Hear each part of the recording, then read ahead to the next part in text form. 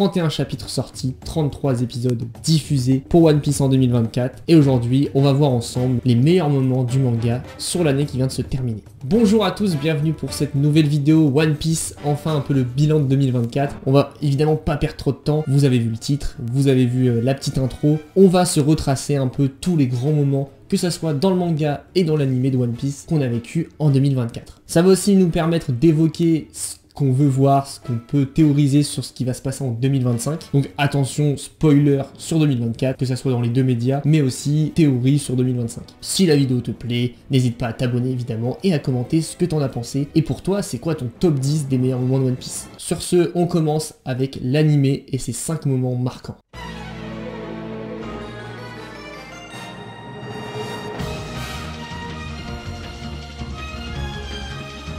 2024 a débuté avec l'épisode 1089 qui, on peut le dire en premier point, nous a marqué parce que l'animation avait changé. Ça faisait plusieurs années qu'on était sur Wano avec un style d'animation qui était dédié à Wano. On revient, on change totalement d'univers, de mood. Et il y a eu, comme d'habitude, quand il y a un changement d'animation comme celui-ci, deux équipes, deux teams, une équipe qui était pour, une autre totalement contre. Moi franchement je l'ai plutôt bien accueilli parce que l'animation de Wano avait ses limites. Et on verra que cette nouvelle animation permet des choses grandioses. Le vrai premier point, c'est bien sûr l'arrivée sur Egghead. Dites-vous vraiment, on a commencé cette année avec ça. On peut tout de suite faire un petit parallèle avec dans le manga où cette année on a eu l'arrivée sur l'île suivante, celle d'Elbaf. Le début de l'arc Egghead a été marqué évidemment, bon, comme d'habitude par la séparation de l'équipage, mais en plus de ça, surtout par l'arrivée de Vegapunk, toutes les réponses et aussi encore des mystères qui l'entourent. Et rien que ça, c'était un événement. J'en parle aussi dans mon résumé de l'arc Egghead, je vous mets la petite fiche en haut. Et on passe au deuxième point.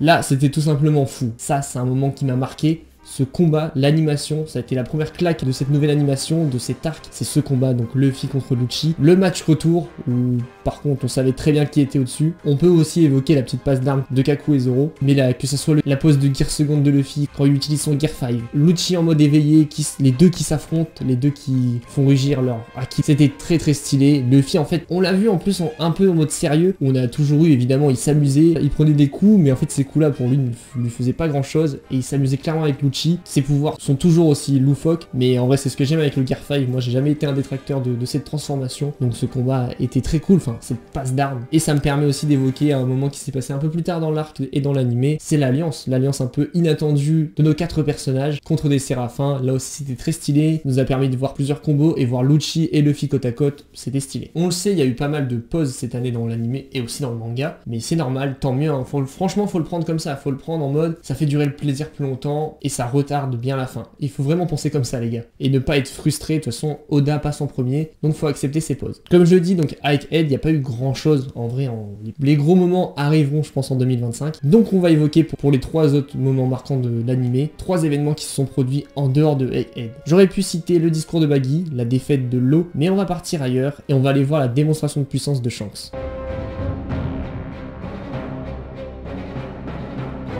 Donc ce troisième moment pour moi, il est marquant déjà parce que c'est la première vraie fois, je précise avec le vrai, qu'on va avoir Shanks à l'action, qu'on va avoir Shanks combattre entre grosses guillemets. Et c'était encore une fois hyper stylé en animation, il a one shot Kid, on a vu, en plus on a revu, c'est vrai, les géants en action à ce moment-là, détruire le bateau de Kid et ses rêves avec. Mais on retient surtout la traversée de Shanks à toute vitesse et son coup, et en plus la même attaque que Roger utilisait. Ce quatrième point, il a été très long, très gros, il a été franchement, je trouve un peu rallongé. En tout cas, ça a été mon ressenti. Dans l'animé, c'est la bataille de la ruche, on va l'appeler comme ça. L'intervention de Garp, Kobe qui est enfin mis en avant, mis en valeur avec une vraie montée en puissance, mais surtout donc le combat de Garp et de Aokiji. Par contre, en termes d'animation, là je trouve qu'ils avaient un peu abusé, avec les attaques de Garp qui durent 5 minutes. Un peu long à voir, mais les impact frames sont hyper stylés. Garp a fait une vraiment démonstration de force. Je suis pas là pour débattre sur les niveaux de puissance, mais oui, Garp levait l'empereur sans hésiter. Et d'ailleurs, c'est comme ça que l'animé s'est terminé en 2024, sur la défaite de Garp. Et ça, c'était bien triste.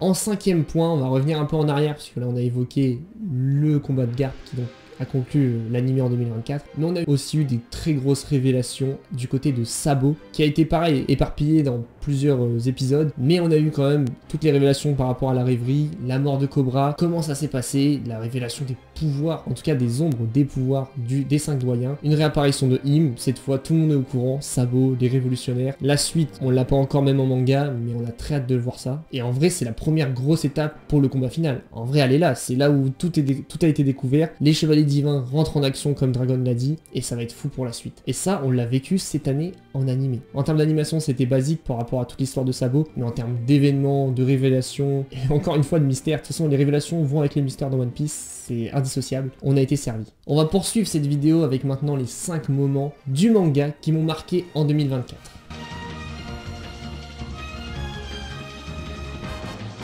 Et pour le premier point, on va parler de la fin du flashback de Kuma. Parce que ouais, je pensais que le flashback avait été cette année, mais non, c'était en fin 2023, donc la fin du flashback en début 2024. Mais ce flashback, j'avais quand même envie de refaire ce point dessus, parce que c'est le meilleur pour moi de One Piece. Dommage qu'on n'a pas eu autant de révélations qu'on le souhaitait, par exemple je parle surtout de God Valley, mais on a quand même eu un peu de fanservice, et l'histoire de Kuma, l'attache d'un coup qu'on a eu pour ce personnage, c'était trop bien écrit. Je trouve qu'en fait d'un coup, un mec qu'on s'en foutait presque, il a pu nous faire peur, on savait qu'il était gentil avec les révolutionnaires, et on avait quand même une affect avec lui, avec le temps, mais là d'un coup je trouve qu'on a tous changé d'avis, on a tous retourné notre veste, et maintenant on est à fond derrière Kuma, et on a juste envie d'une chose, c'est qu'il vive sa vie tranquillement sur Elbaf avec Bonnie.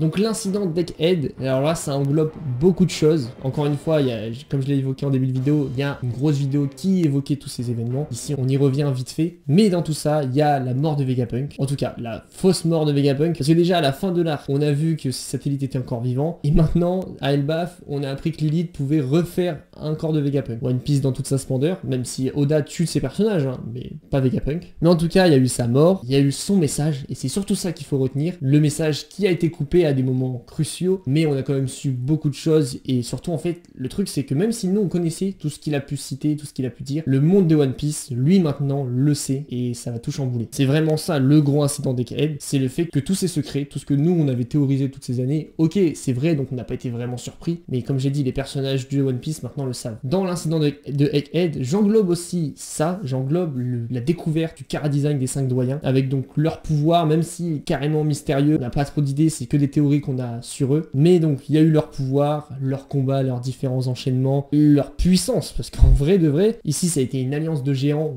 on va les réévoquer après, et donc une alliance de plein de monde hyper puissant contre eux, et aucun n'avait réellement le niveau. Je pense en 1 contre 1, personne ne gagnait, surtout grâce au fait qu'ils sont immortels et invincibles presque. Quand Luffy les frappait, ça leur faisait rien, et ils faisaient que se relever. Le seul qui a réussi à faire quelque chose, c'est Im, et ça c'était un moment très choquant, j'en parle aussi ici, mais quand Im a désintégré Saturne, c'était quand même assez violent. Tout ça englobe l'incident de Egghead. Je l'ai pas mis dans ce point là parce qu'on en parle tout de suite.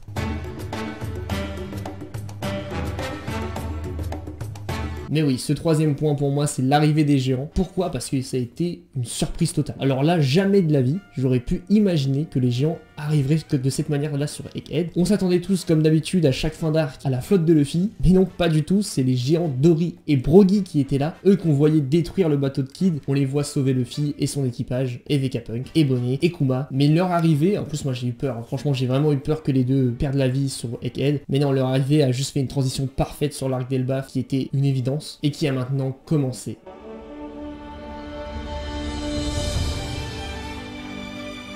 Ce quatrième point, c'était sûr, l'arrivée sur Elbaf qui est en vrai objectivement le moment le plus marquant de l'année. On a eu, comme j'ai dit, beaucoup de scènes choquantes, de mystères, de combats, des moments un peu stylés, mais tu vois, il n'y a pas eu THE événement, je trouve, à part l'arrivée sur Elbaf, parce que juste pour le fait que ça fait 20 ans, si ce n'est plus, qu'on attend cette île, et par contre, moi j'ai plutôt apprécié le début, mais c'est sûr que ça a été une arrivée assez étrange sur cette île, avec un arc un peu filler, on dirait carrément un filler. Après je sais qu'il y a beaucoup de références, en fait, avec l'histoire de Rose, j'évoque cette histoire-là, qui est un peu la retranscription de Oda, qui joue avec ses personnages aux pirates, et la chambre même est la même que Oda. Enfin, j'ai vu plein de choses comme ça, plein de clins d'œil qui sont très réels, mais qui font en vrai de ce début d'arc un arc filler, que l'arc se lance réellement quand ils sortent de cette histoire, et que Luffy tombe sur Loki. Et ça, c'était ouf.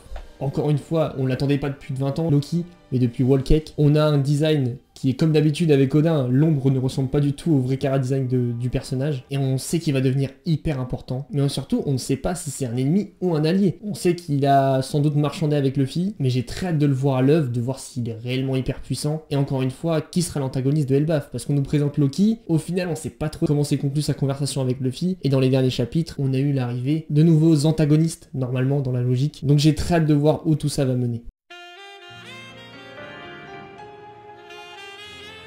En 5e point, j'avais envie un peu de conclure cette vidéo avec cette histoire, une petite parenthèse douceur, car pour moi c'est la fin du personnage de Robin, la fin de son évolution en tant qu'enfant, qui est maintenant une adulte, et s'est retrouvée avec Saolo sous les yeux de son équipage, heureux pour elle. C'était très émouvant, franchement ça a été très bien retranscrit, j'ai hyper hâte de le voir en animé. Bon, d'ailleurs je me demande s'ils rechangeront l'animation arrivée sur Elbaf. Mais oui, cette parenthèse pour moi conclut en vrai un arc narratif de Robin, l'arc qui a commencé quand on a vraiment appris à connaître le personnage, pendant son flashback qu'on a eu durant l'arc d'Enies Lobby, c'est là où on a compris le personnage. Et ici, on retrouve la conclusion de ça un peu. Et c'est une très belle fin, des très belles retrouvailles, j'espère qu'il n'y aura pas de malheur par rapport à Saolo. Et évidemment, quand je dis la fin du personnage, on sait que Robin, sa vraie fin sera quand elle aura découvert l'histoire du siècle oublié et tout ce qui englobe l'histoire des poneglyphes. Donc oui, le personnage sera encore utile, j'adore Robin, on l'aime tous, mais juste, je veux dire, en termes de construction de personnage et ce qui a commencé quand elle était enfant, ça s'est conclu ici. Parce que la figure paternelle qu'elle avait, l'a retrouvée et a vu qu'elle avait grandi, qu'elle avait trouvé sa famille. Et ça, c'est beau.